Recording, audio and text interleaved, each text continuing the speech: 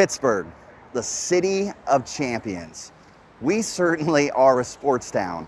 We love our Pittsburgh Steelers, we love the Penguins, and we love the Pirates. And my house was no different growing up here just north of the city of Pittsburgh. Have you ever thought about what makes a sports town a sports town?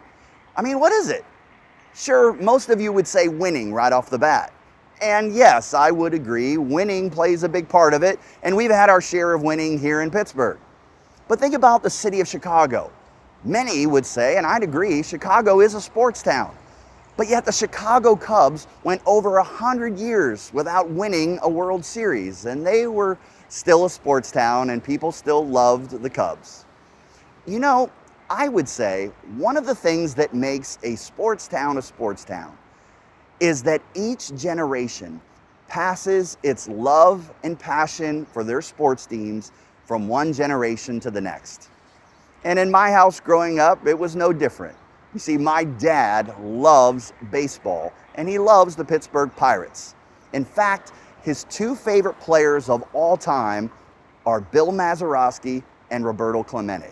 I'll never forget growing up and hearing the story about Bill Mazeroski, known more for his fielding than his hitting, but how he won and helped the underdog Pittsburgh Pirates beat the New York Yankees in the year 1960. I'll also never forget hearing my dad talk about how great of an arm Roberto Clemente had. I have other memories of the Pirates. I'll never forget probably being 8, 9, maybe 10 years old, driving through downtown Pittsburgh and looking out the window and driving by the old Three Rivers Stadium. And the next thing I know, my dad had pulled the car over and here I am standing on the warning track in the outfield of that stadium.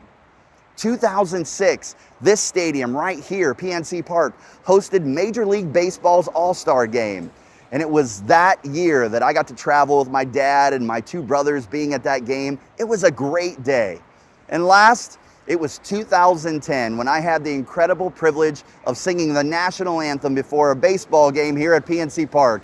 And my mom and dad and wife and kids got to join me on the field. So what does all of this have to do with us right now? Well, it's Father's Day. And dads, I want to remind you that while I know many of you share your love and your passion and you pass that down to your kids, I want to remind you that the greatest thing you can transfer to your kids, the greatest love, the greatest passion you could pass down to your kids is your love and your passion for Jesus. Proverbs 22 verse 6 says, "Raise a child, train a child in the way they should go, and when they are old, they will not depart from it." So dads, on this Father's Day, share your love for the Steelers, Penguins, and Pirates down to your kids. But above all, share your passion and love for Jesus down to them. Happy Father's Day, dads.